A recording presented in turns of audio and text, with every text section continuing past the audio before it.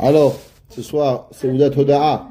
Il nous fait les miracles, c'est incroyable. On est en train de parler, de voir tout ce que Kadosh Baruch Hu il fait pour nous.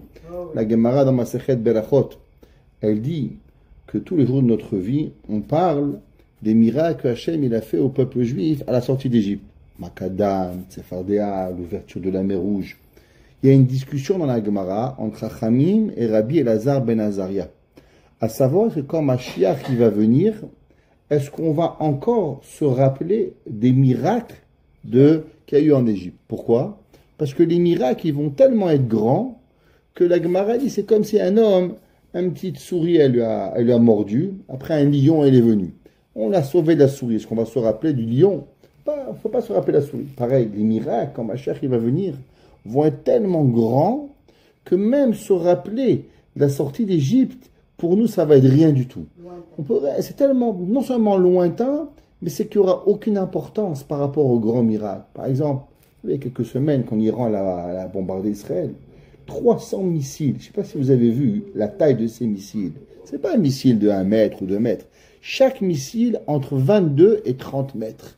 J'ai vu des photos. Ishtabar chez Molahad. Comment Kadosh Baruch Hu il a fait? Il n'y a pas un qui a blessé, pas un juif. C'est quelque chose qu'en vérité, la personne, elle n'est pas capable de comprendre comment Akadosh Baruch Hu, il fait tout cela. Mais c'est Akadosh Baruch Hu, de tout son cœur, qui protège le peuple juif. Le rabbi de Lubavitch, il avait toujours, quand on lui demandait la question, est-ce qu'on va en Eretz Israël ou on ne va pas en Eretz Israël? Il y avait des problèmes, il commençait à avoir les intifadas. Les gens venaient demander au rabbi de Lubavitch, est-ce qu'on va en Israël ou c'est préférable de rester en Amérique? Et le rabbi de Lubavitch, il ramenait toujours le pasouk dans la paracha de cette semaine. Le pasouk qui dit comme ça, Eretz, Asher, Hashem Elohecha, une terre que Akadosh Baruch Hu, ton Dieu, Doresh Ota Tamid. Toujours Akadosh Baruch Hu, il regarde comment ça va. Ene Hashem Elohecha ba. Les yeux de Dieu, ils sont toujours sur Eretz Israël. Mereshit Hashana, Ve'at Acharit Hashana. Bien sûr, Akadosh Baruch Hu, Ine Loyanu Velo Yishan Shomer Israël. Akadosh Baruch Hu, il dort pas. Akadosh Baruch Hu, il est tout le temps en train de nous s'occuper de nous. Jamais ni clic d'un œil, mais il a un regard particulier sur Eretz Israël. Ene Hashem Elohecha. Elohecha ba mereshit hashana avad acharit shana. Tout le temps, Kadosh Baruch Hu, il regarde Eretz Israël. Et il faut savoir que ce qui se passe là-bas, c'est le début de la Géoula. Et on le voit. Seulement nous, on est assez aveugles pour pas comprendre qu'est-ce que Kadosh Baruch Hu il fait. Mais en vérité, les miracles, un après l'autre. Je ne sais pas si vous avez vu un missile, Barminan, il peut détruire un immeuble. En Israël, il tombe des missiles à gauche, à droite. Et les enfants, ils jouent. Les enfants, ils continuent. Nous, on a peur, nos enfants sont là-bas, nos petits-enfants sont là-bas. Chaque fois qu'un missile, ma fille me dit, mais quel missile, papa? De quelle guerre tu parles? Ils sont là, Baruch Hashem, ils me font montrer des gens, ils courent, ils doivent. Il leur donne une émouna, il leur donne une force à tous ceux Am Israël qui sont là-bas pour pouvoir vivre avec Kadosh Baruch Hu.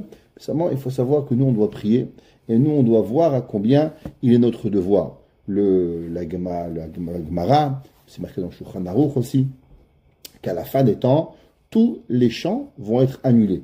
À part un seul chant qui va exister, qui va rester, la Gemara dit, c'est Mizmor Letoda, le chant de remerciement à Kadosh Baruch Hu. C'est pour ça que tous les matins, dans la prière, après Baruch She'amar, on dit Mizmor Letoda. On remercie Akadosh Baruch Hu. Mizmor Letoda. Pourquoi ça va être le seul chant? Parce que la seule chose qui va nous rester en bouche, c'est de dire merci. Merci. Quand on va être sauvé de toute cette galou, tout cet exil, ça fait là 2000 ans, ça y est. Misha Amar Leolamodai, Yagil et Tsarotenudai, qui disent à nos souffrances de s'arrêter.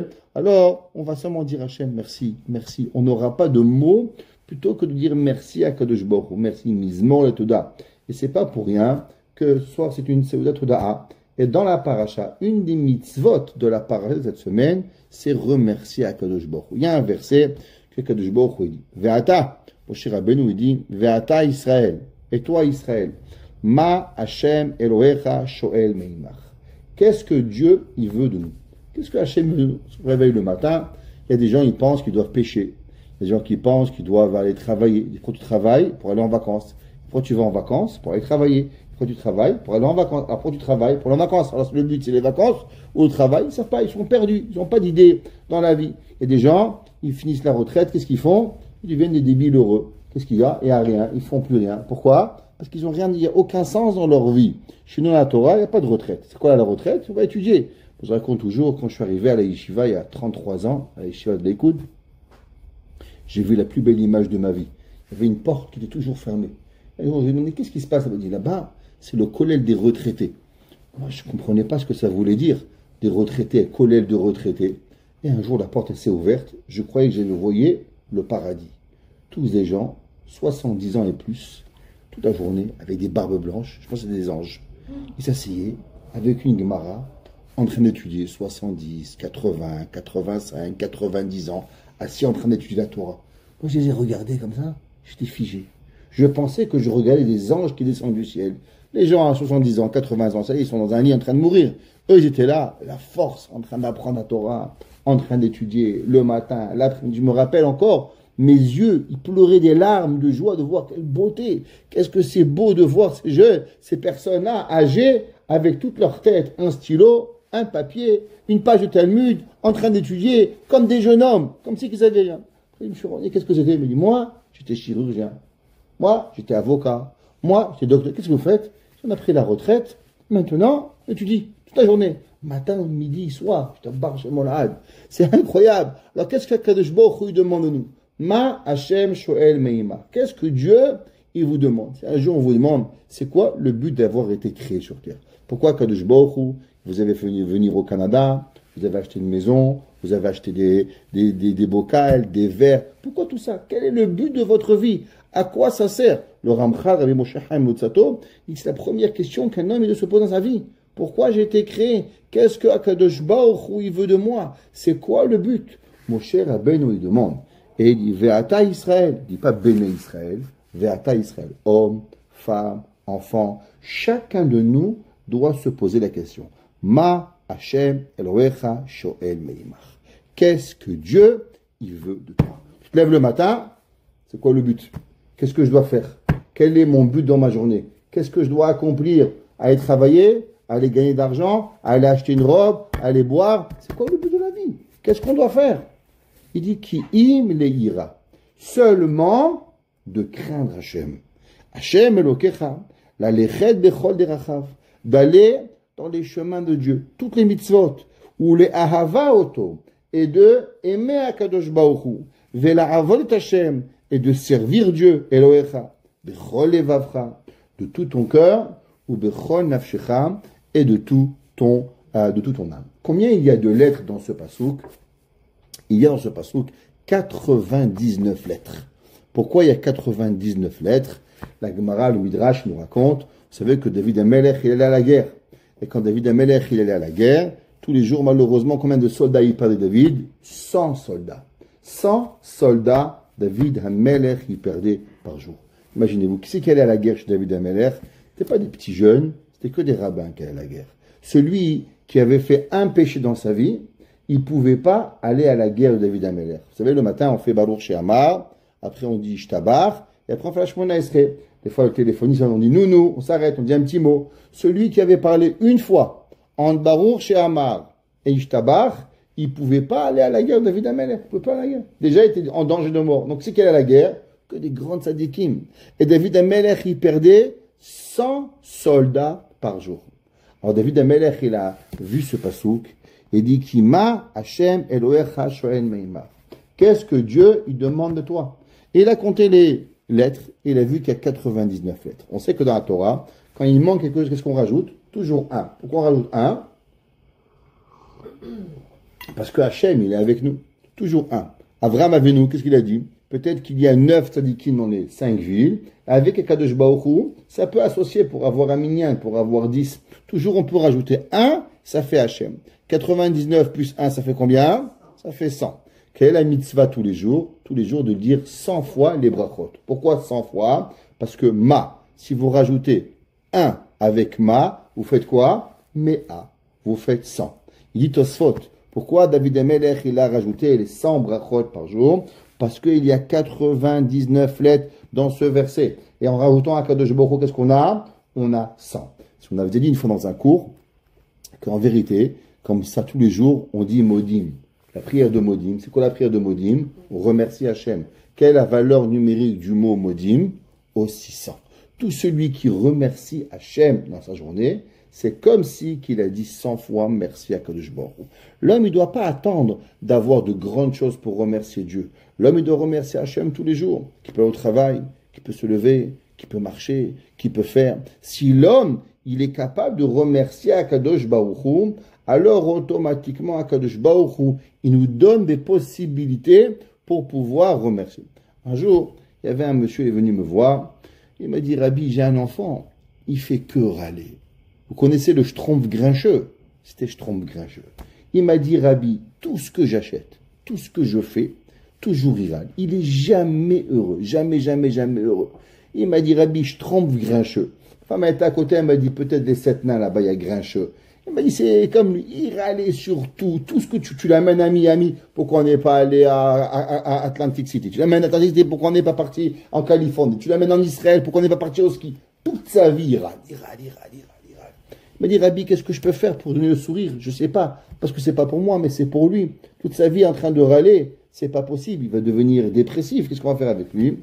Alors, je lui ai donné un conseil.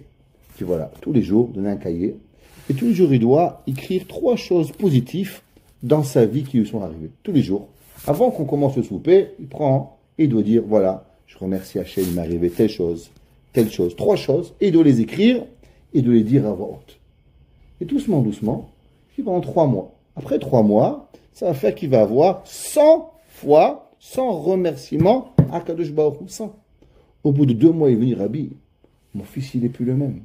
Au bout de 3 mois, il m'a dit, Rabbi, mon fils, il est heureux, il est épanoui. Mais d'où vous avez eu cette idée? Je regarde, c'est marqué à la Torah. Kima Hashem Shoem et Makim Leira. Comment on arrive à remercier Hachem? Quand on remercie 100 fois Hachem, alors on arrive, la tête elle arrive à tourner.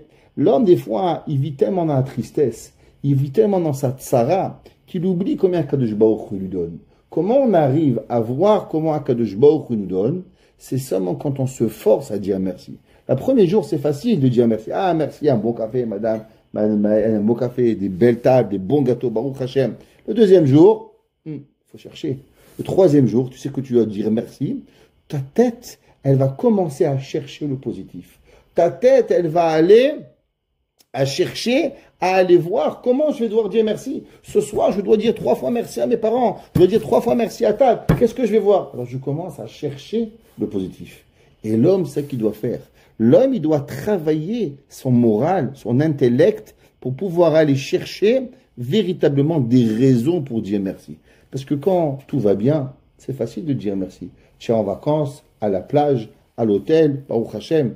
Mais quand tous les jours, tu travailles, à Montréal, vous savez, un jour il y a la neige. N'oubliez pas, hein. N'oubliez pas, c'est vrai, il fait beau, mais vous rappelez-vous, il y a la neige, la tempête, ça arrive, accident de voiture. De quoi on remercie Akadosh Baruch Hu? Même là, il faut remercier Akadosh Baruch Hu. Ça peut être plus grave, ça aurait pu être terrible. Akadosh Baruch Hu nous a sauvés. On doit remercier Hachem pour chaque chose qui arrive, chaque petit détail. Notre vie qui est là, on doit remercier Akadosh Baruch Hu, Boré Olam, qu'il est là. Et la personne, plus elle se tord à dire merci à Hachem, et il dit le Baal Shem Tov, et plus Akadosh Baruch Hu nous donne des raisons de le remercier. Celui qui attend que Hachem il lui fait des miracles pour remercier Hachem, malheureusement il va attendre longtemps. Mais celui qui se force à remercier Hachem, même quand ça va pas, alors Akadosh Baruch Hu, c'est lui qui va lui donner de quoi le remercier. C'est pour ça que vous voyez dans le verset, généralement, il y a 2 choses. Il y a ce qu'on appelle la ira, il y a ce qu'on appelle la ahava, la crainte et l'amour. En vérité, si moi on m'avait demandé, monsieur le rabbin, qu'est-ce que Hachem il veut de vous? Moi, je lui aurais dit qu'Hachem veut qu'on l'aime. Ve'ahavta et Hachem Elokecha bechol levavecha. Et tu aimeras ton Dieu de tout ton cœur. Moshe Rabbeinu, il dit pas ça. Il dit Moshe Rabbeinu, ma Hachem shoel meimach. Qu'est-ce que Akadosh Baruch Hu il te demande? Ki im leira, de le craindre. Pourquoi Moshe Rabbeinu il parle de crainte? Moshe Rabbeinu il aurait dû parler de ahava, d'amour. De plus, parce que le pasuk après Hachem il dit et Hachem Elokecha la lechet bechol derachav, d'aller dans tous ces chemins, ou les avaot, de l'aimer. Je comprends pas. Au début, tu m'as dit que Dieu il veut qu'on le craint. Et après, tu me dis de l'aimer. Je comprends pas. Il faut l'aimer ou le craindre? Pourquoi Moshe Rabbeinu l'a changé? Dis-moi, craindre, pour amour, pourquoi il a inversé? La réponse, c'est parce que si tu vas avec l'amour, des fois l'amour tu le ressens, des fois l'amour tu le ressens pas. Par exemple, le Rambam il écrit, il dit Tsarich Adam le'ehov et ishto kegufo, ou tsarich lechabedam yoter megufo. Un homme il doit aimer sa femme comme lui-même, mais il doit craindre sa femme, il doit respecter sa femme, pardon, pas craindre pas sa femme, on doit respecter sa femme plus que soi-même. Pourquoi? Parce que l'amour, c'est aléatoire. Des fois, tu aimes, des fois, tu aimes moins, des fois, tu n'aimes pas. On ne dit pas que tu dois haïr des gens, mais des fois, tu es de mauvaise humeur, tu as mal aux pieds, tu as mal à la tête, tu as mal aux oreilles. Est-ce que tu aimes? Même toi, tu t'aimes pas. Tu as grossi, tu as pris 40 kilos, tu es là, tu es mal, tu n'arrives pas à aimer les autres. Qu'est-ce que tu vas aimer toi-même? Tu n'arrives même pas à t'aimer toi-même. Comment tu vas aimer les autres? C'est difficile. L'amour, c'est pas facile. Seulement le respect, ça c'est quelque chose qui est beaucoup plus grand. C'est pour ça que le Rambam dit, craindre, c'est plus fort. On doit avoir le respect beaucoup plus grand. Pour ça qu'Akadosh Baruch Hu, Moshe Rabbeinu, il dit, regarde, aimer Dieu et faire pour Akadosh Baruch Hu par amour, c'est bien. Mais le problème avec amour, c'est que l'amour, elle n'est pas toujours présente. Par exemple, souvent, il dit, Rabbi, j'ai pas envie de prier aujourd'hui. Est-ce que je dois quand même prier? Rabbi, aujourd'hui, je sens pas que j'ai envie de faire Shabbat. Est-ce que je dois faire Shabbat? Est-ce qu'on doit faire Shabbat parce qu'on a envie, parce qu'on aime, ou on doit faire Shabbat parce qu'Hachem nous demande de faire Shabbat? Quelle est la raison? Combien de fois les enfants ils disent, maman, j'ai pas envie d'aller à l'école? Mon fils, ouais, vous êtes tous des grands posés, mademoiselle, vous tous les parents des enfants. Nous, on n'a pas toujours eu envie d'aller à l'école. Nos enfants n'ont pas toujours envie d'aller à l'école. Nos petits-enfants, des fois, ils veulent pas aller à l'école. Alors, qu'est-ce qu'on dit? Va pas à l'école? Non. Mon fils, ma fille, tu à l'école, c'est une obligation d'aller à l'école. L'amour, on ne peut pas vivre qu'avec l'amour. Les gens qui vivent qu'avec l'amour, ça fait quoi? Des détraqués mentales. Un jour il fait, un jour il fait pas. Pourquoi? Vous avez toujours envie d'être sniout? Il fait 45 degrés dehors. Tu as toujours envie d'être couvert comme ça. Tu as toujours envie de mettre le chapeau. Tu as toujours envie de mettre une veste. Non, j'ai pas toujours envie. Mais je fais parce qu'Akadosh Baruch Hu, il me demande. Akadosh Baruch Hu me demande d'être sniout. Akadosh Baruch Hu me demande de couvrir ma tête. Akadosh Baruch Hu me demande de mettre des tzitzit. Akadosh Baruch Hu, il me demande. Alors c'est comme ça qu'on fait Ratzon Hashem. Le Ratzon Hashem, il peut pas dépendre de l'amour. Parce que s'il dépend de l'amour, oh, des fois tu veux, des fois tu veux pas. Ça s'appelle des bipolaires. Il y a des juifs bipolaires. C'est quoi des juifs bipolaires? Un coup il fait Shabbat, un coup il fait pas Shabbat, un coup il mange kasher. Pourquoi? Aujourd'hui je sens pas. Un jour une femme elle m'appelle. Je l'ai répété plusieurs fois cette histoire, mais vraiment parce qu'elle m'a blessé dans mon âme juive, pas personnel. Elle m'a dit, Rabbi, est-ce que c'est vrai que quand on oublie un jour d'allumer les bougies du Shabbat, il faut rallumer une autre bougie? Oui. C'est pour ça qu'une des raisons pourquoi chaque enfant on rajoute une, à l'époque, pas au Canada qu'on vous jette après 12 heures, mais à l'époque, comment ça a marché? En France, par exemple, dans les pays normaux, quand vous accouchez des bébés, combien de temps vous restez? Une semaine. Et généralement, la maman elle reste à l'hôpital une semaine. Et donc, le Shabbat de l'accouchement, elle ne pouvait pas allumer les bougies du Shabbat. Alors, quand elle revenait à la maison, elle rajoutait une bougie supplémentaire. Pourquoi? Parce qu'elle avait omis de mettre une bougie. Donc, un enfant, une bougie. Aujourd'hui, Baruch Hashem, les mamans, on a des bons médicaments, on peut partir là de l'hôpital assez rapidement. Après 24 heures, c'est rare que les mamans, elles allument pas les bougies, mais c'est pas obligé, c'est à la khada, rajouter une bougie. Mais en tout cas, sur la coutume, ils le font. On m'a dit, est-ce que c'est vrai que si on a oublié d'allumer une bougie, on rallume une en plus? J'ai dit oui. Je dis, pourquoi vous avez oublié? Elle m'a dit, pourquoi la question? J'ai dit, combien de bougies, combien de Shabbat vous avez oublié? Elle m'a dit, parce que moi, j'allume quand ça me tente. Je dis, quoi, ça me tente? On allume les bougies. Je dis, moi, mes grands-mères, dans la guerre, ma grand-mère, elle a vendu, elle racontait qu'elle avait vendu, mon arrière-grand-mère, une charrette de billets pour un bidon d'huile. Une charrette de billets en 1914 pour avoir un bidon d'huile pour allumer des bougies de Shabbat. Et toi, tu ne te tentes pas d'allumer des bougies. Mais dans quel monde tu vis? Comment ça fonctionne? C'est quoi ce monde où l'on vit? Où l'homme? La réponse, c'est très simple en vérité. C'est qu'on vit dans un monde où le monde, il s'arrête à l'envie. Ce que tu veux pas. Qu'est-ce qu'ils mangent les enfants aujourd'hui? J'ai pas envie de cuisiner.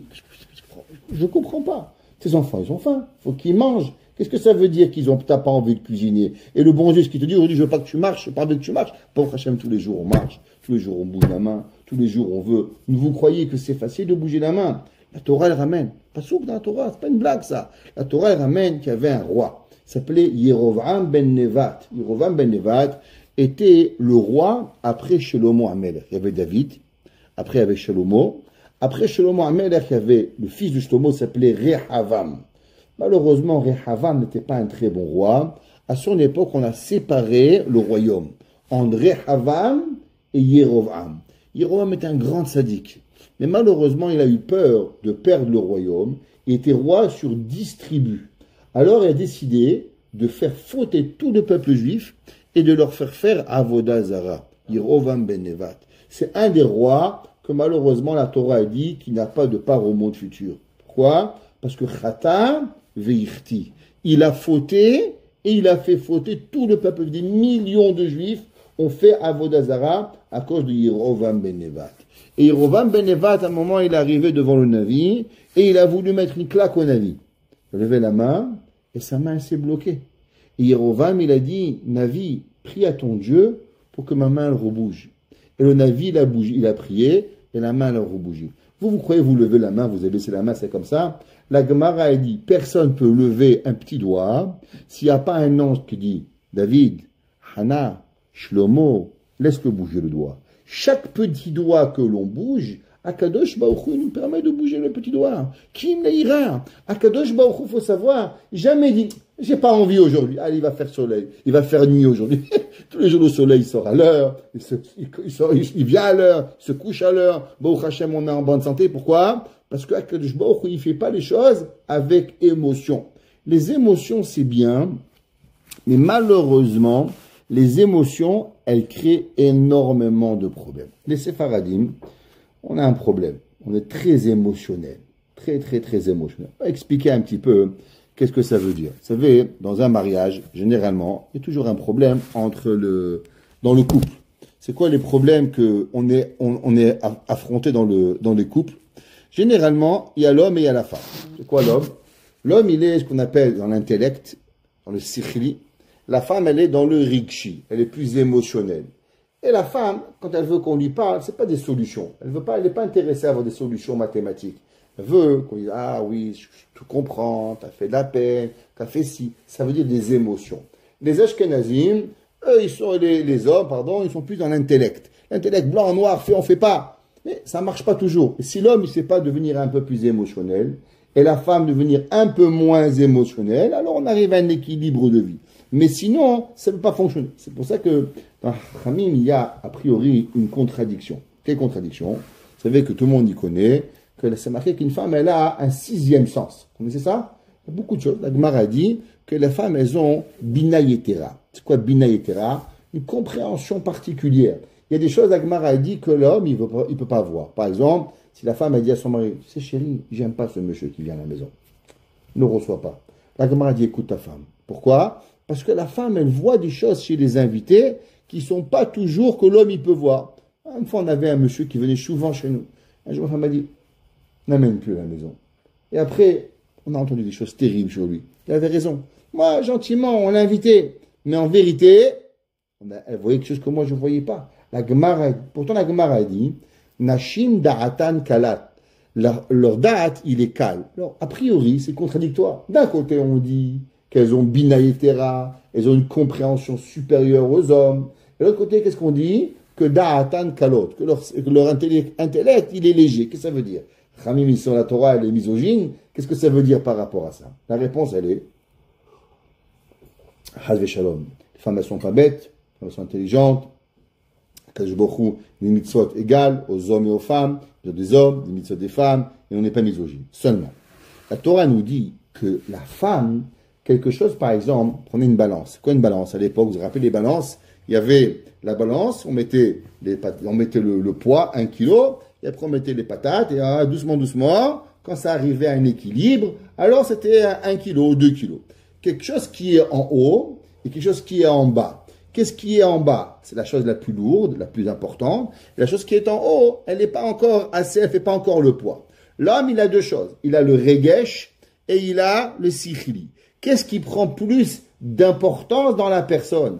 La Gemara a dit da'atan, le da'a d'une femme, il est plus léger par rapport à son regesh. Le regesh, le sentiment, il est beaucoup plus fort. Et le mari doit venir poser du poids dans son da'at pour pouvoir équilibrer entre le da'at et le regesh de la personne. Maintenant, cette façon de faire, elle a été aussi un peu impressionnée en différentes communautés. Qui est quoi? Qui est ce qu'on appelle aujourd'hui régulation de nos émotions. Emotion regulation en anglais. Qu'est-ce que ça veut dire? Beaucoup de gens, ils ont de la difficulté à comprendre qu'est-ce que ça veut dire quand on a une émotion. Est-ce que nos émotions sont bonnes?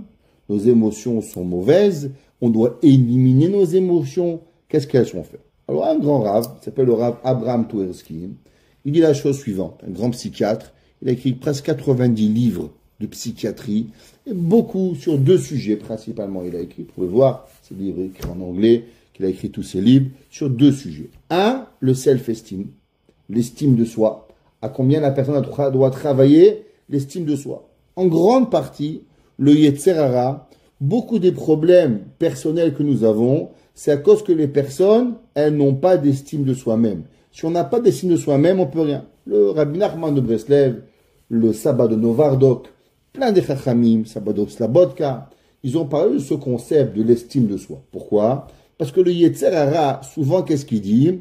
Il dit, tu vaux rien, tu es nul, tu vaux 0. Alors, qu'est-ce que tu penses que le bon Dieu, il s'intéresse à ta prière? Ne prie pas. Tu vaux un 0. Qu'est-ce que tu penses que ton Shabbat, il est important? T'es rien, t'habites à Côte-Saint-Luc, Montréal, dans des igloos là-bas. Qu'est-ce que le bon Dieu, il s'intéresse pas de toi? Tu n'es pas un rave, tu n'es pas un tzaddik, c'est pas grave, tu es rien.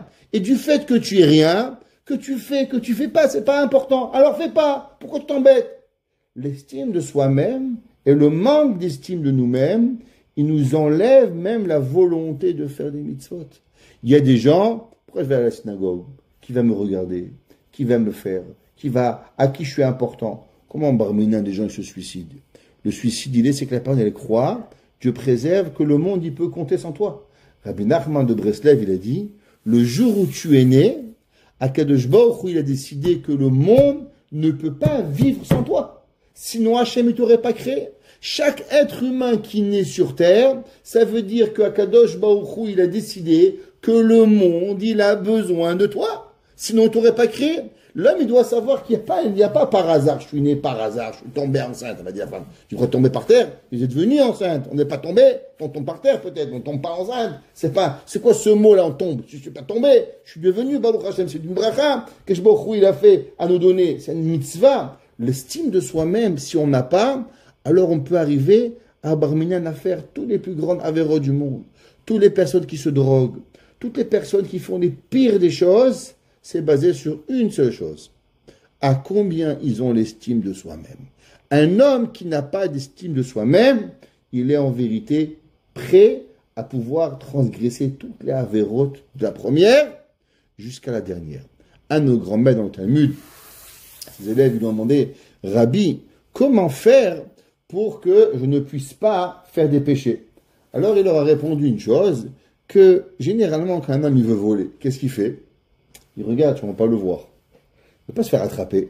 Il dit, Ulva shelo irani adam. J'espère qu'un homme, il ne me regarde pas.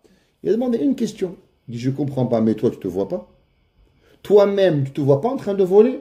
Comment ça se fait que tu t'intéresses? Est-ce que ton copain David, il va te voir? Mais toi-même, tu ne te vois pas, toi, en train de voler? Comment tu vas te voir au miroir demain matin? Toi, Israël Meir, que tu as volé. Comment tu arrives à voir?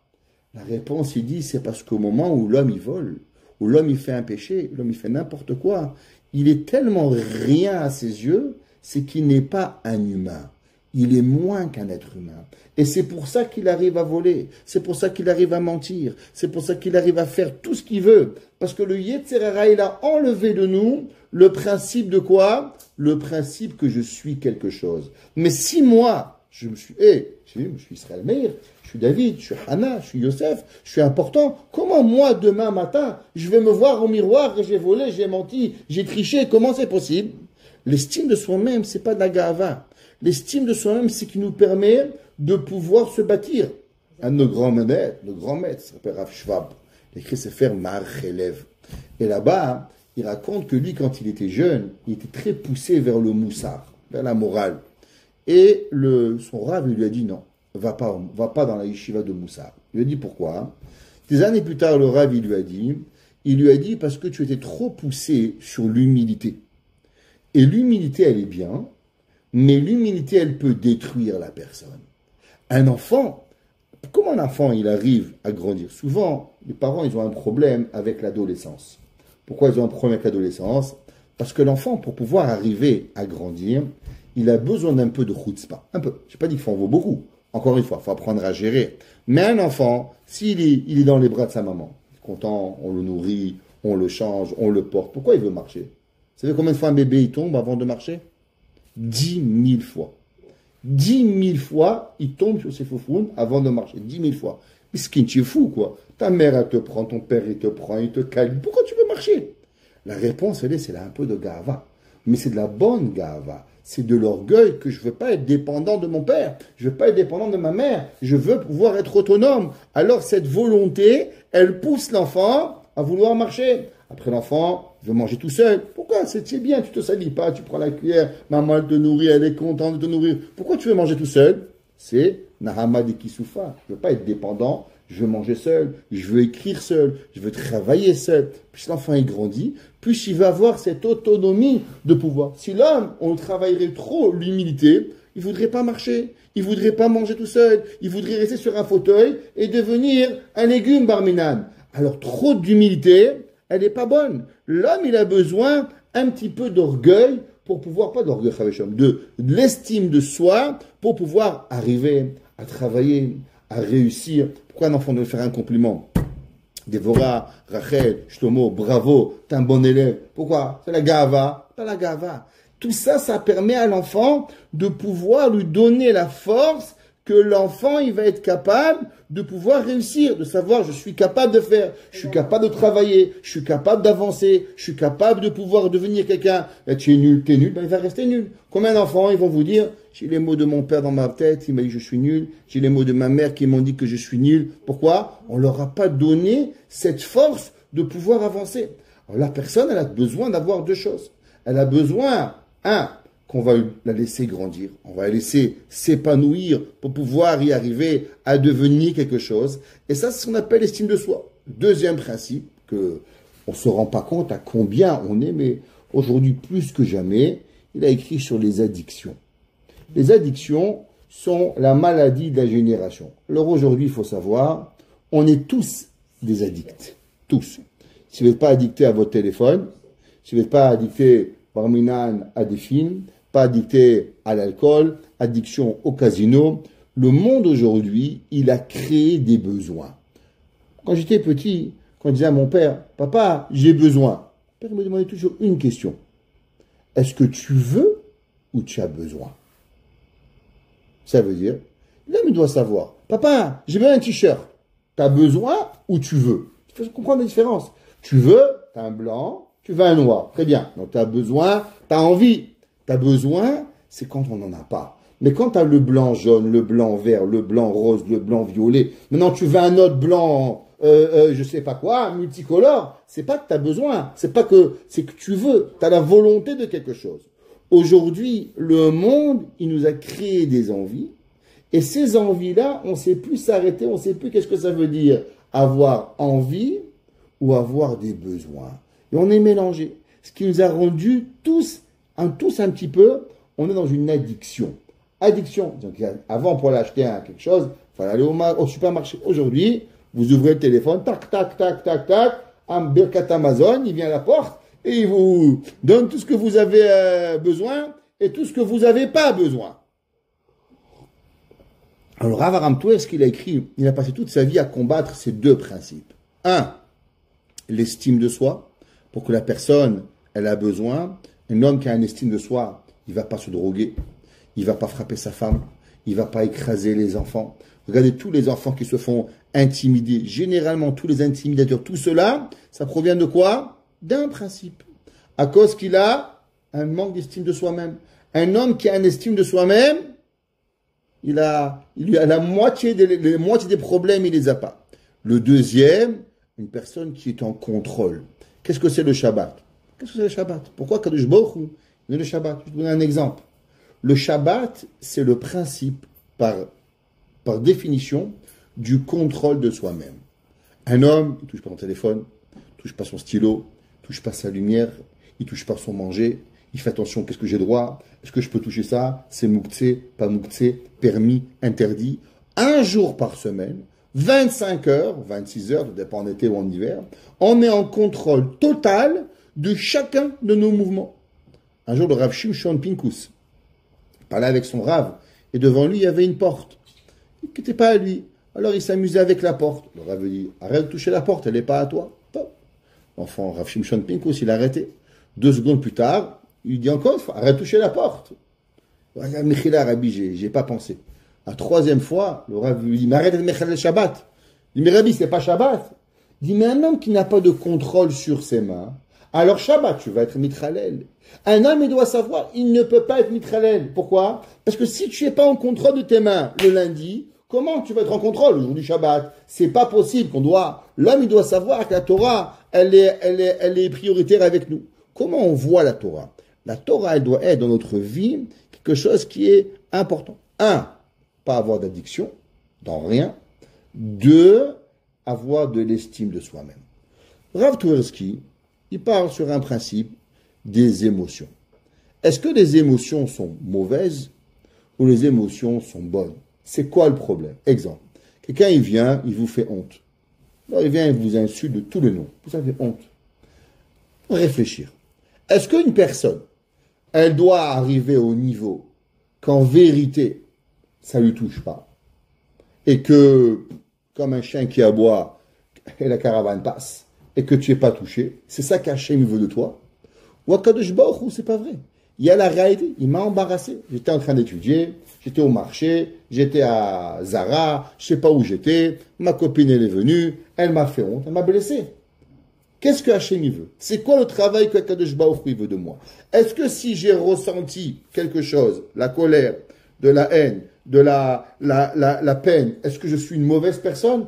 Mon mari, ma femme, mon enfant, il se moque de moi, il me fait quelque chose qu'il ne veut pas. Dis-moi s'il te plaît mon fils, tu veux mettre dans des poubelles? Non, tu veux des gosses, t'as qu'à les faire, il m'insulte.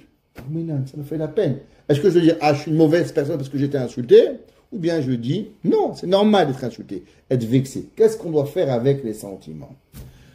Le Rav Twersky, écoutez, c'est un secret que je vous donne. C'est quelque chose d'incroyable. Ça vaut des millions ce que je vous donne ce soir. Mais moi, je ne ferai pas 1 million, personne pour écouter. Il dit qu'il y a 2 choses. Il y a ce qu'on appelle l'émotion. Il y a la réaction à l'émotion. Il dit les gens, ils se mélangent entre les 2 principes. Entre la chose que tu as ressentie et ce que tu fais avec le ressenti dans ton émotion. Et ça, ce sont 2 choses totalement qui n'ont rien à voir l'un avec l'autre. Exemple, moi je suis à la synagogue. Quelqu'un, il vient, il m'insulte, il me crie. J'ai de la peine. J'ai 2 choix. Je me lève, je lui mets une claque. Ou je reste dans mon coin, je pleure, je prends un sidour. Dans les 2 cas, la peine, elle est exactement la même. Seulement, j'ai pas su gérer mon émotion. Je me suis levé, je lui ai mis une claque, l'autre il m'a mis une claque. À la fin, les 2, on est à l'hôpital avec un nez cassé et une dent cassée. Alors, qu'est-ce qui a été mauvais ici? Il a été mauvais ma réaction à l'émotion. Mais si j'étais dans mon coin et je pleure, est-ce que j'ai fait quelque chose de mal avec cette émotion? Non. J'ai ressenti quelque chose. Il a preuve. Une preuve très forte. Est-ce qu'Akadosh Baruch Hu, il a des besoins? Hachem, il n'a pas de besoin. Hachem, il n'a pas d'envie. Hachem, il lui manque rien. Que vous faites Shabbat, vous ne faites pas Shabbat. Vous mangez kasher, vous ne mangez pas kasher. Vous vous couvrez la tête, vous ne vous couvrez pas la tête. Vous faites le kippour, pas le kippour. Tout ça, c'est pour vous. Dieu, il n'a aucun besoin. Parce que si Hachem, quand vous faites pas Shabbat, il est fâché, ça veut dire que Hachem, il a un besoin. Si Hachem, il a un besoin, donc il y a un manque. Si Hachem, il a un manque, c'est qu'il n'est pas Dieu, il est un humain. Moi, j'ai des besoins. Moi, j'ai faim. Moi, j'ai soif. Moi, je suis fatigué. Moi, je suis un humain. Dieu, il n'a pas de besoin. Donc, Akadosh Baruch Hu, il n'a rien du tout. Alors, pourquoi la Torah, elle parle que Akadosh Baruch Hu, il s'énerve? Qu'est-ce que ça veut dire que Dieu, il s'énerve? Dieu, il s'énerve quoi? Il a un sentiment, Dieu? Dieu, il n'a pas de sentiment. Nous, on a des sentiments. Alors, qu'est-ce que ça veut dire que Akadosh Baruch Hu a des sentiments? La réponse, c'est que il y a une réalité. Hachem, il regarde. T'as donné, t'es sorti de Mitzrayim. Il a Makadam, Sfardea, Kinim, Arov, Kiryat Souf, donné la main, donné à boire. Il essaye par tous les moyens de te faire plaisir. Et toi, qu'est-ce que tu fais? Par tous les moyens de contrarier à Kadosh Baruch Hu. Tu donnes un man, pourquoi pas du poulet? Tu donnes du poulet, pourquoi pas de la viande? Pourquoi de l'eau, pourquoi pas du vin? Ah, miskin, qu'est-ce que tu peux faire? Arrête d'être grincheux, sois heureux de ce que tu vas avoir. Pourquoi tu es en train de râler du matin au soir? Fais haraf Hashem. Hashem, il a le droit, le sentiment. Qu'est-ce que moi Hashem il fait après qu'il a un sentiment? Est-ce qu'il nous tue? Est-ce qu'il nous punit? Ou que je vous dis, Moshe Rabbeinu, prie pour moi, pour que j'arrive à leur trouver quelque chose de bien. Ça veut dire que le sentiment, il n'y a rien de mal à avoir un sentiment. Mais c'est quoi le danger? Le danger, c'est qu'est-ce que tu fais avec le sentiment. Ta copine, elle t'a blessé. Ta copine, elle t'a dit un mot qu'il fallait pas. Tu as deux choix. Tu te fâches avec elle, tu la tues, tu appelles toute la ville. C'est ce qu'elle m'a fait, la shonara. Tu la brûles sur Internet, sur Facebook, Nardinbook, je sais pas quoi là-bas. Tu les tues tous. Ou bien tu dis, c'est quoi? Waouh, t'as vu comment un mot, il m'a fait de la peine. Peut-être que je dois prendre sur moi la shonara. Et Béhémet, j'ai de la peine. Et Béhémet, ça change rien. Ma peine, elle est autant forte.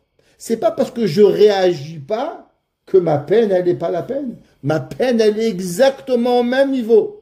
Ça, moi, est-ce qu'avec cette peine, je vais essayer de m'arranger, de devenir une meilleure personne, de dire pourquoi elle m'a fait la peine. Peut-être que moi, j'ai fait la peine avec quelqu'un. Peut-être que moi, je dois faire attention à quelque chose qui arrive. Alors, la peine, elle est la peine. Pourquoi? En faisant mal à quelqu'un d'autre, ça va calmer ma douleur? Est-ce que ma douleur, elle va arriver? C'est comme un homme, et il arrive, il est à la maison, il a frappé sa femme. Ouais, c'est normal, son père frappait sa mère. Quel rapport? Parce que son père frappait sa mère, tu vas frapper ta femme? Quel rapport?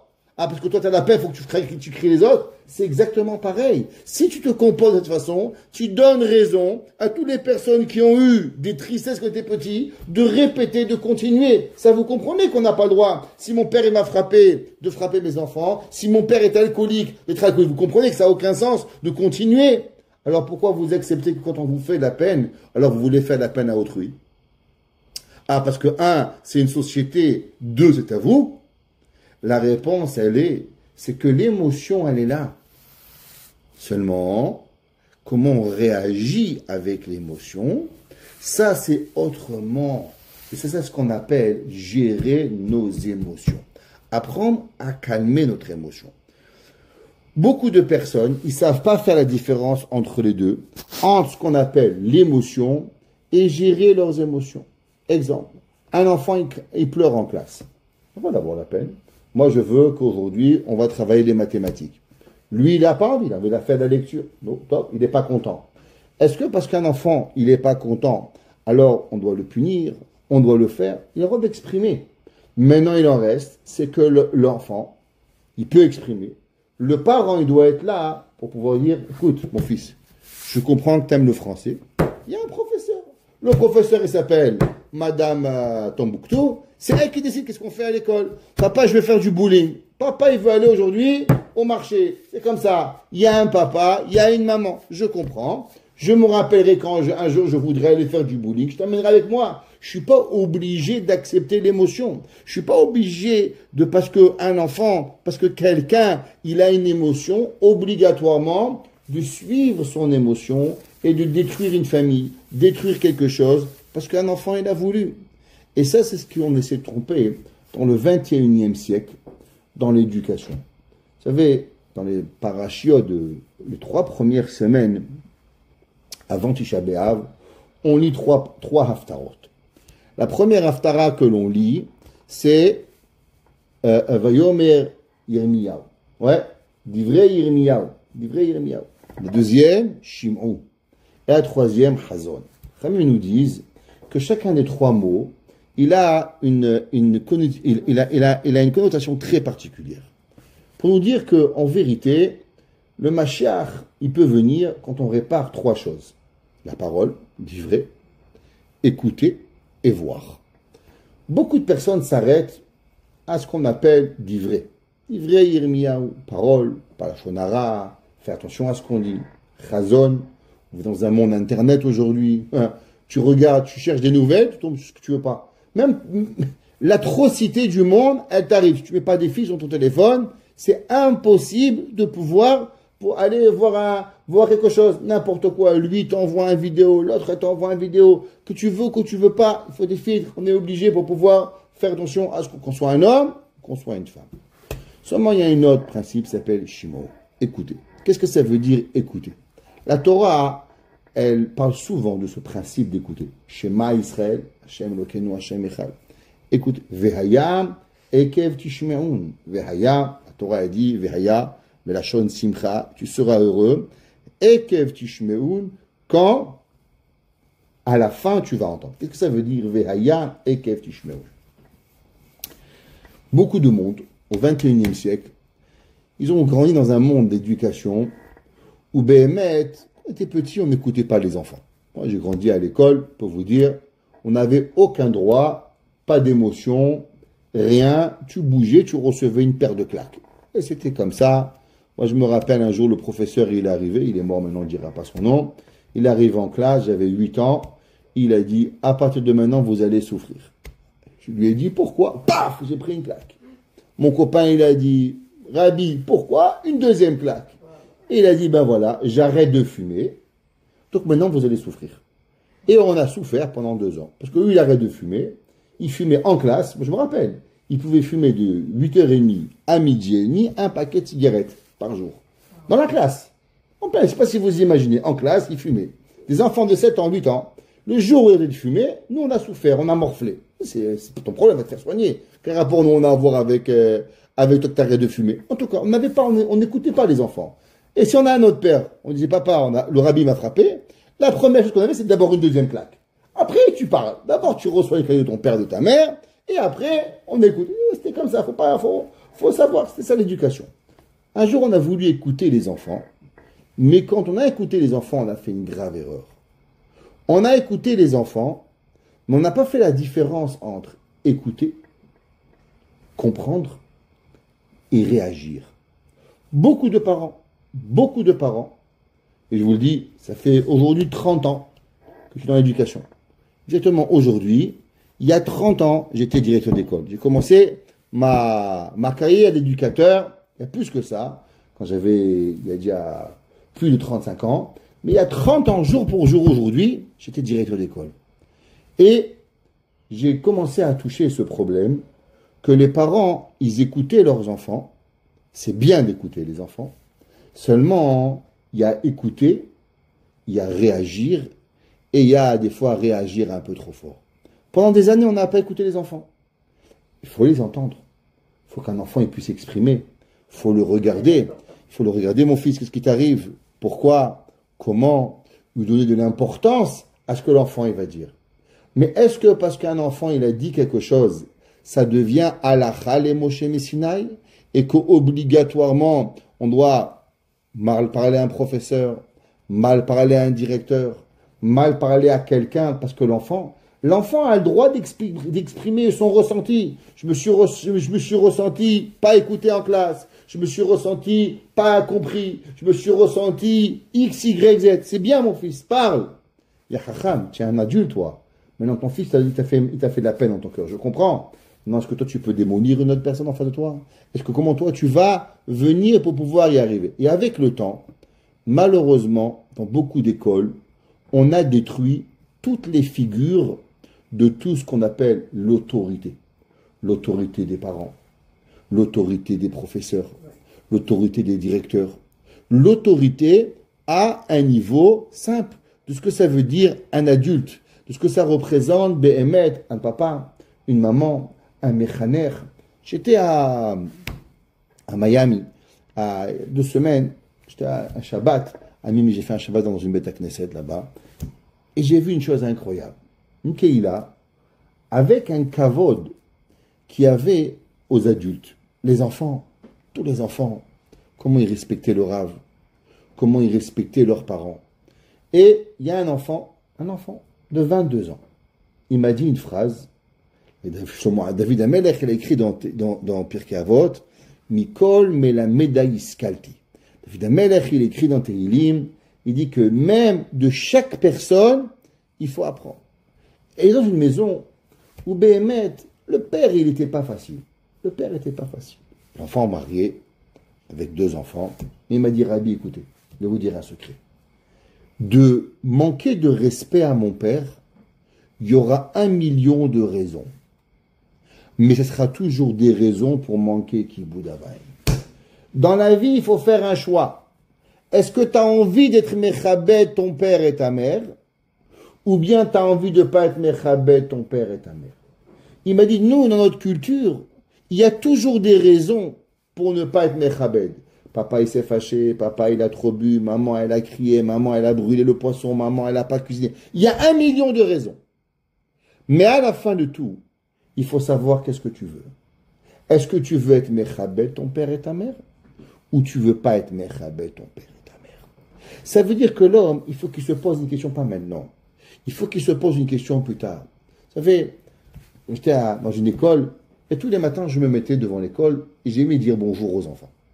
Tous les matins, je me mettais, 8h20, je disais bonjour à tous les enfants. Bonjour, bonjour. Un jour, il y a un père, il est venu, il m'a dit, Rav Trimezi, vous ne devez plus être à la porte, dire bonjour aux enfants. Je dis, pourquoi?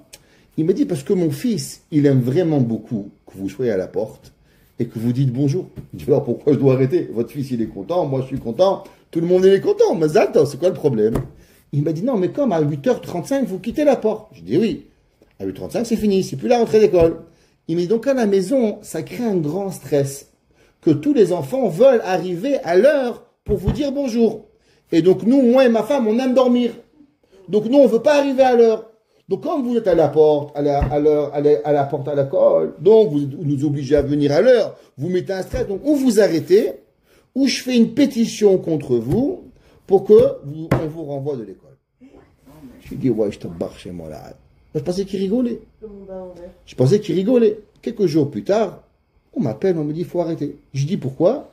Parce que ça met une pression chez les parents. Je dis, mais c'est une position positive qu'à d'arriver à l'heure à l'école. Est-ce que moi, vous arrivez en retard à votre travail? Je dis, moi, mon père, il a travaillé pendant 55 ans. 55 ans, mon père, il a travaillé. Il n'est jamais arrivé une fois en retard. Jamais. Je ne connais pas. Il n'aura jamais raté. Il a pris les trains dans le monde entier. Il est parti en France, en Espagne, en Portugal, en Italie. Jamais il a raté un train, un avion. Il est arrivé en retard. C'est pas. On arrive 2 heures à l'avance. On part en retard à l'heure. C'est pas. On ne rate pas. 55 ans, il a travaillé, mon père. Il est en génie, M. Crémy, t'arrives en retard. Pourquoi? T'arrives à l'heure, mon frère. C'est ça qui arrive. C'est une éducation à avoir. Mais j'ai compris qu'en vérité, qu'est-ce qui s'est passé? Il s'est passé, c'est qu'aujourd'hui, on entend, mais on n'est pas intéressé à la suite. Qu'est-ce que ça veut dire? Le pasteur qui dit, comment on sait si on fait des choses bien ou on fait des choses qui ne sont pas bien? Dans la vie, il faut savoir, on n'a pas la science infuse que Dieu. Dieu, il a Hashem Echad Ushmo Echad, il sait tout, Aya, Ove, Veillez. Si vous êtes vous, Dieu, moi je ne suis pas Dieu. Ça, je sais une chose. Mais on doit apprendre.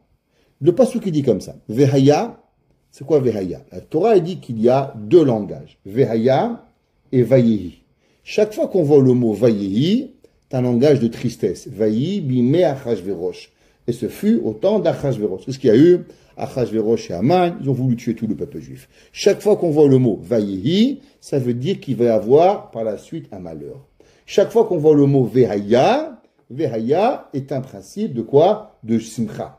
Vehaya ismechu hashamaim vetagel haaretz. Vehaya im shamoa. Et tu vas entendre chaque fois. Vehaya. Le pasteur qui dit comme ça. Vehaya ekev tishmeu. Qu'est-ce que ça veut dire avoir la joie? L'Ora Chaim Akadosh, il dit qu'en vérité la personne doit savoir que la joie, tu ne peux pas la savoir maintenant. Par exemple, tu vas au restaurant. Tu manges, tu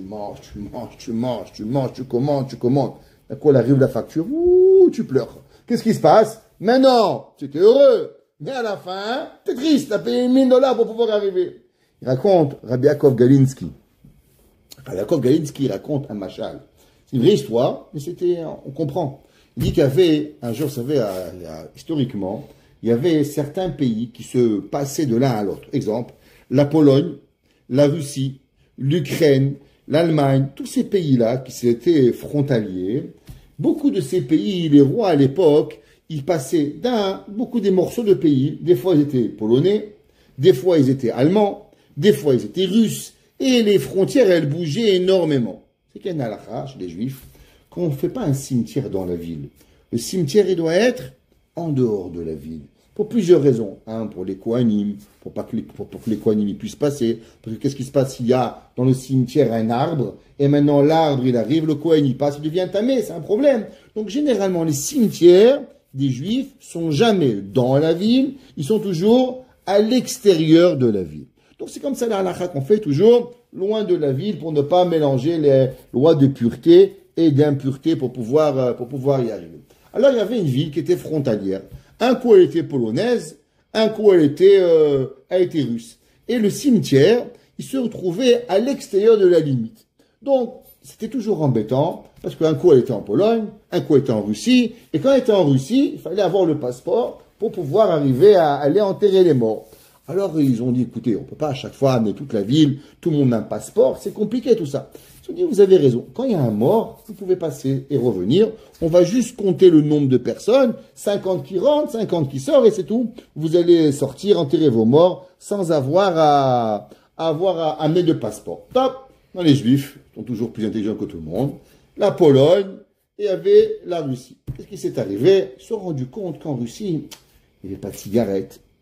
Il n'y avait pas d'alcool. Alors, ils ont commencé à faire du troc. Chaque fois qu'il y avait un mort, ils ramenaient avec eux des cigarettes, de l'alcool. Un beau jour, il y en a un, il a dit, mais pourquoi on attend qu'il y ait un mort? On fait comme si qu'il y a un mort. Alors, ils ont ouvert le corbillard, ils ont mis là-bas plein de cigarettes, plein d'alcool. Ils ont tous fait comme si qu'ils étaient en train de pleurer. Et ils sont passés, ils ont vendu. Et d'un coup, elle dit, mais c'est un bon business, ça. Alors ils ont commencé, tous les jours il y avait un mort, deux morts, un mort, deux morts, et ça passait, ça arrivait. Et à un moment, les gens, ils ont oublié qu'il y avait des cercueils. Alors ils fumaient la cigarette, ils parlaient. Un beau jour, le gars dit, mais il y a trop de morts ici, ils ont plus l'air heureux et tristes. Qu'est-ce qu'il a fait? Il a dû ouvrir le corbillard, ils ont ouvert le cercueil, ils ont trouvé là-bas de la cigarette, et là, il a dit tous condamnés à mort. Et ils ont tous commencé à pleurer. Si vous aviez pleuré en arrivant, alors on vous aurait pas arrêté. Maintenant que vous avez rigolé, maintenant vous allez pleurer, vous allez tous mourir. Ils ont été condamnés à mort, à tous être tués. Il dit à Lokov Galinski, des fois, il faut pas rigoler. C'est pas le moment de rigoler maintenant. Il faut savoir à la fin de l'histoire. Comment elle arrive l'histoire à la fin. Il dit le passage du Rahim HaKadosh. L'homme, il doit être heureux. C'est pas maintenant. Maintenant, c'est pas ça qu'il faut voir. Est-ce que tu es heureux ou pas? Comme j'ai expliqué, tu manges. À la fin, comment tu vas payer? Tu vas en vacances. Moi, j'étais un jour dans un bateau. J'ai fait une croisière. J'étais là dans une croisière là-bas. Et il y avait un gars. Je vous promets. Chaque fois, allez, vous savez, la croisière, je sais pas si vous avez déjà fait une croisière, il n'y a pas d'argent. C'est la carte. La carte, tu passes. On te dit rien. Tu passes, tu signes, tu passes, tu signes, tu passes, tu signes, Et lui, jouer le riche, tu passes, tu signes, tu passes, tu signes, tu passes, tu signes. À la fin de la croisière du bateau, il reçoit la facture, 15 000 euros. Il dit, mais j'ai déjà payé la croisière. Il dit, monsieur, c'est pas la croisière. C'est ce que vous avez consommé. Le gars, il devient blanc. Il dit, quoi, 15 000 euros? Il dit, mais monsieur, vous avez pris et les vins, et les whisky, et les ci, et les là, $40, $50, $40, $50, 10 fois par jour. Eh ben, tu arrives avec des factures qui n'ont plus. Je me rappelle, il était au 3e étage. La facture a fait du 3e étage au rez-de-chaussée. Il avait une facture énorme. Il n'arrivait pas à croire. Alors, il a rigolé pendant la croisière, pendant une semaine. Mais à la fin, casino. Tac, tac, tac, tac. Barminan, il s'est fait ruiner. Il n'avait pas de quoi payer. Il a dû emprunter de l'argent à des gens pour qu'il aide à payer. Il ne pouvait pas quitter le bateau s'il ne payait pas. C'est quoi la simcha? La vraie joie, c'est pas maintenant. La vraie joie, c'est plus tard. Combien d'enfants, combien de gens ils ont fait les malins? Ils ont dit oui, c'est comme ça qu'il faut faire, c'est comme ça qu'il faut éduquer, c'est comme ça qu'il faut faire. Bien sûr, ils ont donné des bons conseils. Mais après 30 ans, qu'est-ce qu'ils sont devenus leurs enfants? Shomer Shabbat, Shomer Kashrut. Qu'est-ce qu'ils font? Qu'est-ce qu'ils sont arrivés avec eux? La Torah dit, regarde, c'est pas maintenant. C'est faut que tu apprends à gérer tes émotions, mon fils. Parce que quand tu entends quelque chose, c'est pas obligatoirement que tu dois réagir. T'entends, c'est vrai. Ton fils, il est pas heureux. C'est bien, je comprends. C'est un enfant de 5 ans, 8 ans, 9 ans. T'es un adulte. Comment tu vas faire? Ta femme, elle veut une maison. Ok, mais faut la payer. Toi, tu veux, je comprends. Chacun a des émotions, chacun il veut. Mais le but, c'est pas maintenant. Le but, c'est la fin. Qu'est-ce qui arrive? Comment on se comporte? Est-ce qu'on a enlevé la figure parentale? Aujourd'hui, malheureusement, dans beaucoup de maisons, le père, il n'a plus de kavod. La maman, elle vaut rien. Les grands-parents, ils sont pas là. On les a enlevés. Il n'y a plus ce kavod qui est là. Pourquoi? Parce qu'on a entendu et on a réagi. La Torah nous demande, c'est pas comme ça qu'il faut faire. Il faut qu'on entende. C'est vrai, les gens ont le droit de parler d'ivrei Yirmiyahu. Tu as le droit de parler. Shimou, tu dois entendre. Mais on doit aussi savoir quand réagir. Et souvent, Les gens, quand est-ce qu'ils vont apprendre? C'est beaucoup trop tard. Vous savez, il y a un principe qui dit mitzvah goreret mitzvah, avera goreret avera. Ramim nous disent, qu'est-ce que ça veut dire mitzvah goreret mitzvah? On a dit souvent dans des cours depuis 20 ans que souvent dans votre vie, vous allez faire des actions. Vous ne savez pas si c'est bien ou mal. Pourquoi vous êtes un Shulchan Aruch ambulant, vous connaissez toute la Torah, moi je ne la connais pas tous. Alors des fois, je ne sais pas. Des fois, je pense que c'est permis. C'est pas un moutard, c'est pas une halakha, c'est un comportement à avoir. Est-ce que ce comportement, il est un comportement positif ou un comportement qui est mal? Je sais pas. C'est pas toujours facile. Des fois, dimanche, il est bien. Et lundi, il n'est pas bien. Chaque jour de notre vie, on peut avoir la même action. Avec madame, il peut être bien. Avec mademoiselle, il est mauvais. Ça dépend comment tu es. Pourquoi elle est X, elle est Y. Et ça ne marche pas dans la vie comme ça. On ne peut pas répéter le même comportement. On n'est pas copy-paste, on n'est pas d'ordinateur. On est des êtres humains. Dire bonjour à quelqu'un, dire au revoir, avoir un sourire. Chaque fois, tu arrives à un mariage, il faut sourire. Entièrement, tu ne souris pas. Tu es triste. C'est la vie qui est faite comme ça. Tu ne peux pas avoir le même comportement toute ta vie. Il faut savoir l'adapter par rapport à la situation. Alors, comment savoir si ce que tu as fait, il est bien ou il n'est pas bien? La réponse, elle est mitzvah, goreret mitzvah. Si ce que tu as fait, c'est bien, la chose qui va te venir par la suite, si c'est quelque chose de bien, tu sais que ce que tu as fait, c'est bien. Mais si par la suite, tu vois que quoi? Que ce que tu reçois, il est négatif, ça veut dire qu'en vérité, ce que tu viens de faire, alors il était mal. Il faut se remettre en question de pouvoir y arriver. On est en 2024 aujourd'hui, on commence la 25e année de l'année du 21e siècle. Ouais, c'est pas rien. Les gens, ils doivent savoir. Beaucoup des comportements, on est à 40 jours, vous savez, aujourd'hui, 39 jours avant Rosh Hashanah. 39 jours. C'est pas rien. Et là, on doit se poser des questions. Chacun de nous, il faut se poser une question. Est-ce qu'on n'est pas rentré dans une entrave, dans un jeu, où on s'est laissé prendre dans un piège, où on a écouté des gens que malheureusement, ces gens-là, ils nous ont pas bien éduqués. Ils ne nous ont pas donné le bon chemin de la Torah. Ve'hareaya, et la preuve, la fin de l'histoire. Qu'est-ce qu'ils ont promu? Est-ce qu'ils ont promis Torah, Ahava, Yir'am? Qu'est-ce qui arrive pour pouvoir y arriver? Qu'est-ce que c'est la Torah? Vous savez, quelqu'un m'a appelé vendredi. Il m'a appelé. Bonjour monsieur, oui, comment je peux vous aider? Et voilà, ma fille, elle a réussi son bac, 20 sur 20, toutes les matières. Génie. Elle a été tout de suite acceptée, Matsup Matspé, grandes écoles de Paris, tout le monde. Oh, je vois que Mazato, monsieur, était très heureux. Et comment je peux vous aider? Il m'a dit, voilà, le seul problème, c'est que l'école où elle veut, elle doit travailler Shabbat.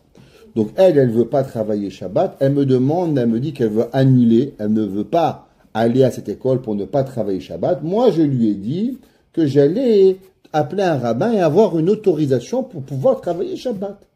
Je lui ai dit, pourquoi le Shabbat, il m'appartient, monsieur, que je peux vous donner une autorisation? Shabbat, il ne m'appartient pas. Elle m'a dit, mais je ne comprends pas. Alors si je vous écoute, ma fille sera jamais, je ne sais pas quoi. Je lui dis, mais où dans la Torah est écrit qu'on doit être ni un physicien, ni un politicien, ni un mathématicien? La Torah, elle ne m'a pas donné ça. La Torah, elle m'a dit, le but, c'est de garder Akadosh Baruch Hu. Ah, maintenant, toi, tu veux devenir un astrophysicien, comme Chazakou Baruch, mais pas sur le compte du Shabbat. Tu ne peux pas arriver où sont nos principes. Et vous savez, qu'est-ce qui m'a fait réfléchir à ce cours? Cette discussion. Cette discussion, elle m'a fait réfléchir. C'est qu'en vérité, il y a des gens qui nous ont vendu des choses et nous ont enlevé nos principes de vie. On avait des principes de Torah qui étaient solides. Kibud Avaim, respect des Talmidei Chachamim, Kashrut, Shabbat, Torah, Tzniut, Adlakat Nerot. Comment on peut nous dire, quand ça ne me tente pas, j'allume pas? Mais comment on arrive que ça ne me tente pas? Est-ce que vous avez écouté une chose pareille, vous? Est-ce que votre grand-mère, elle a dit un jour, ça ne me tente pas d'allumer les rouges du Shabbat? Ça n'existe pas. Mais là, c'est pas ignorant, c'est faux. Fille du Beth Yaakov. La réponse, vous savez pourquoi? Parce qu'on nous a éduqués aujourd'hui qu'on va trop avec le feeling. Je fais ce que je ressens. Je fais pas des obligations. Combien de personnes aujourd'hui Ils sont convaincus et ils vont faire à travers leurs convictions. Combien des personnes ils m'appellent, monsieur le rabbin, on est en vacances, est-ce qu'on peut se baigner Shabbat à la piscine? Je dis, je comprends pas. Est-ce que vous vous baignez dans votre maison? Non, non, on est en vacances. Oh, le bon Dieu, il est en vacances. Rabbin, est-ce qu'on peut manger du chocolat? Je suis en vacances, c'est pas Khalal Israël. Je vais manger Khalal Israël. Non, non, on est en vacances. Je comprends pas. Où sont tes principes? J'ai pas dit qu'il faut manger Khalal Israël. Moi, je suis pas en train d'imposer rien à personne. Seulement, je veux juste dire, c'est que quand on a des principes de vie, on peut pas les vendre. Il faut s'y tenir à ce qu'on a. Nous, on pense Kashrut. Nous, on pense Shabbat. Nous, on pense Khalav Israël. Nous, on pense faire une belle Séouda. C'est pas important qui, que, quoi, où, quand, comment. T'as tes principes de vie, il faut s'y tenir. Et si malheureusement nos principes ils sont bafoués, alors ils peuvent pas. Le Rav Chaim de Brisk, c'était aujourd'hui Saïdoula. Aujourd'hui. Et le Rav Chaim de Brisk, il a dit, comment c'est possible qu'un enfant, écoutez bien, que son père, il est chômeur Shabbat, il va devenir voleur. C'est pas possible. Ton fils, t'es chômeur Shabbat, tu manges kasher. Comment tu fais un enfant voleur? Il dit, c'est simple. Parce qu'il y a deux principes pourquoi un homme, il fait des mitzvot. Il y a des gens qui font des mitzvot pour Akadosh Baruch Hu. Parce qu'ils croient en Hachem à 100%. Alors du fait qu'ils croient en Hachem à Kadosh Baruch Hu, tu as l'argent, que tu n'as pas d'argent, que tu fais pas, que tu es docteur, tu n'es pas docteur, tu es plombier, tu n'es pas plombier, c'est pas important. Je finirai ce monde en étant chômeur Shabbat, chômeur Kashrut, chômeur, mes principes de ma vie. C'est ça que je vais quitter ce monde. Il y en a d'autres, il dit, qui font certaines choses pour avoir un bénéfice financier. Il dit, bon, toi tu as choisi d'être rabbin pour avoir de l'argent. Alors moi, je choisis d'être voleur pour avoir de l'argent, c'est plus facile. Il dit, mais en fin de compte, le but c'est le même. Toi tu as fait pour de l'argent, alors moi aussi je fais pour de l'argent. Et il dit, on peut trouver un père rabbin et un fils voleur. Parce que les deux, ils avaient le même principe, c'est d'avoir du fric. Il dit, en vérité, comment on ressent la chose, c'est par rapport à quoi? C'est par rapport au but que sont donnés. Nous, on doit avoir nos principes de Torah. Nous, on doit avoir, ça n'existe pas, nos grands-mères mariées avec des juifs. Ça n'existait pas qu'on ne se mariait pas avec des juifs. Ça n'existait pas qu'on ne va pas allumer les bougies de Shabbat. Ça n'existait pas que le Shabbat ne soit pas honoré. Ça n'existait pas qu'on ne fasse pas ce qu'on doit faire. Ce qu'elles faisaient, je ne sais pas, ils étaient tous ultra religieuses, mais ce qu'elles avaient, elles ne bougeaient pas d'un iota ou d'un chouïa, si vous voulez, en arabe, de ce qu'elles avaient appris, ce qu'elles faisaient. On ne pouvait pas les changer. Et malheureusement, le monde, et je vais dire quelque chose, Côte Saint-Luc a transformé les gens en nous faisant croire qu'on pouvait changer beaucoup de choses. Et nous, on doit se rappeler, se remettre aujourd'hui, se dire, ok, ça fait 25 ans, on doit revenir à des principes de Torah. Ce qui est permis, ce qui n'est pas permis. Arrêtons d'écouter un petit peu n'importe qui, n'importe quoi. On vient, Baruch Hashem, nous avons, chacun de nous ici, des parents, des grands-parents, des arrière-grands-parents, qui ont donné leur vie à la Torah. Et si on veut savoir la vraie simcha, c'est pas maintenant. La vraie simcha, c'est quand nos enfants, nos petits-enfants, nos arrière-petits-enfants, beaucoup d'entre nous, on est déjà, les petits-enfants, c'est déjà fait, on attend la prochaine génération, d'ailleurs, petits-enfants, qui continuent nos principes. Quand nos petits-enfants ils nous appellent, ma mère, elle n'a pas un plus grand plaisir quand elle appelle papa, maman, mamie, comment tu fais à la maison, qu'est-ce que tu faisais? C'est donner, avoir cette suite qu'on a donnée, qu'on n'a pas fait juste quelque chose pour un jour, qui a une continuité qui va exister. Ça, c'est la preuve.